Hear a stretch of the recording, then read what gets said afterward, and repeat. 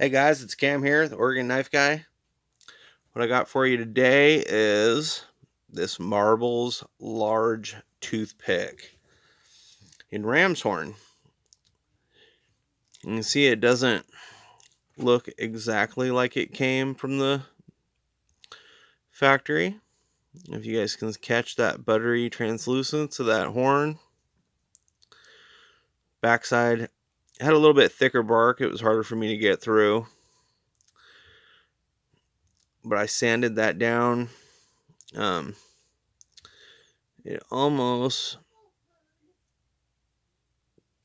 mostly took the marbles off of that bomb shield, but came out decent, I think. It's a 5.5-inch large toothpick. In the Marbles line, I'm made in the same factory as the Rough Riders. Marbles isn't exactly a Smoky Mountain Houseworks brand, but I know that Smoky Mountain Knife Works is in charge of their manufacturing. So I figured I'd show this up against a couple of my other toothpicks. And the first is this it's an Imperial Stag fish knife. And it's a large toothpick. The fish knife pattern, so it has the scaler and bottle opener. This I picked up at a secondhand store for like $1. Had a broken tip that I had to kind of grind a new tip to. Still needs some work. Not terrible. I've got this is a Western, and this is more of a, I don't know, it's really close, but 4.5-inch toothpick, kind of an odd size. I think it would fall in the medium toothpick category. It's got the fish hook sharpener and the scaler. This was given to me by a good friend of mine. This Western is a fairly old company.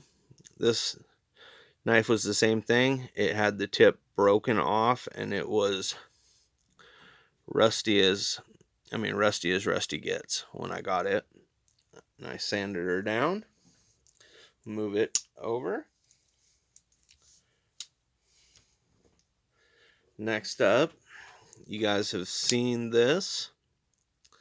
This is my Imperial medium toothpick that did not have handle scales when I bought it. Still got some little bit on the blade. I didn't take the blade down too far. I kind of like that as is look. But I put those bamboo handle scales on it.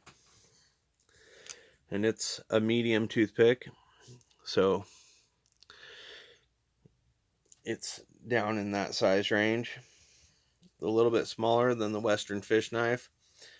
But I don't know if the breaking of the blade shortened that fish knife, but this one looks overall longer. Next up, we have the Rough Rider. This is the Rough Rider in classic carbon. Now I'm going to move this aside because these should be real similar.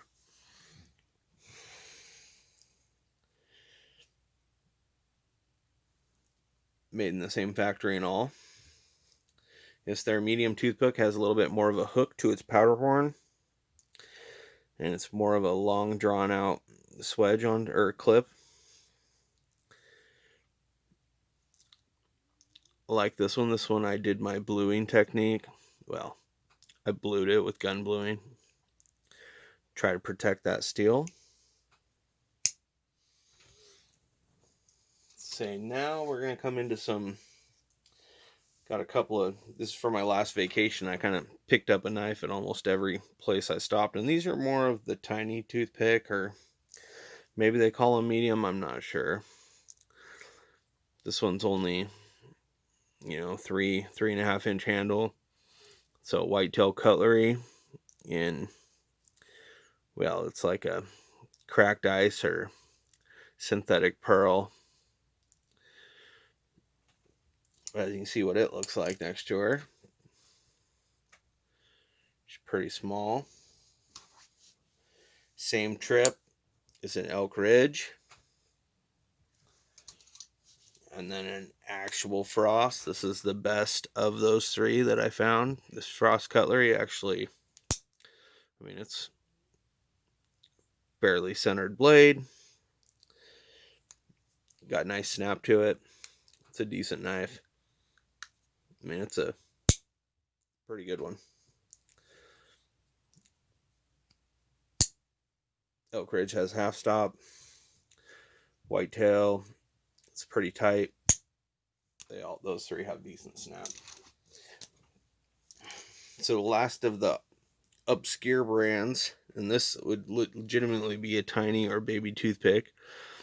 This is a Roper. You can see it's got that really long, California clip style blade, or muskrat clip, or whatever they call that. It's a really pinkish red handle.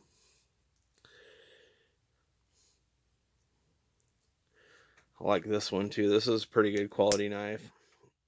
It's not bad for centering. It's got good snap. Got almost no gapping in the back spring.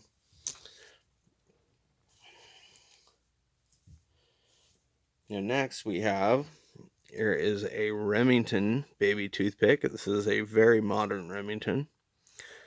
I don't know who makes these really modern ones. It's kind of a weak back spring. It's fairly centered. A little bit of gapping in the back spring, but not terrible. I don't know if you can pick that up.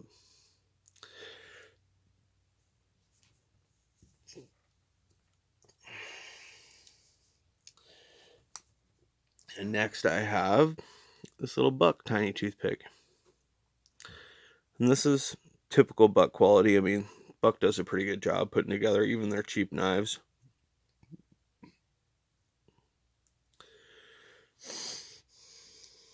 That's it next to the little Remington.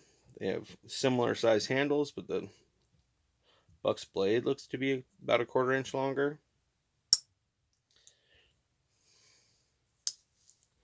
And we'll back to recap on this. So going over it, it's got just a bit of gapping, but it is really not bad. I wish I would have done a video of a before and after.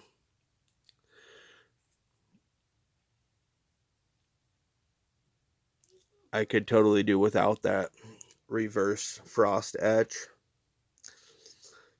I even tried to take some flits to it, but they must do something else to get that on there, because that flits did not even phase it.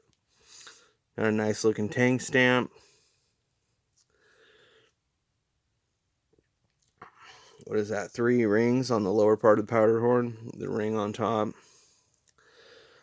I know that if Rough Rider would go back to this, maybe ringed bolsters and leave this R off their bolsters, people would be way happier with them. But yeah, it's my newest acquisition. Maybe I'll pull out a modern just to show you. I mean, that's a good size knife. Well, I say that, but I don't have one at hand, so I'm just going to call it here. This is the Marbles Ram's Horn large toothpick. Just a little sanding and polishing. That's what they turn into. This is Cam from Oregon. I'm out, guys. You have a good one.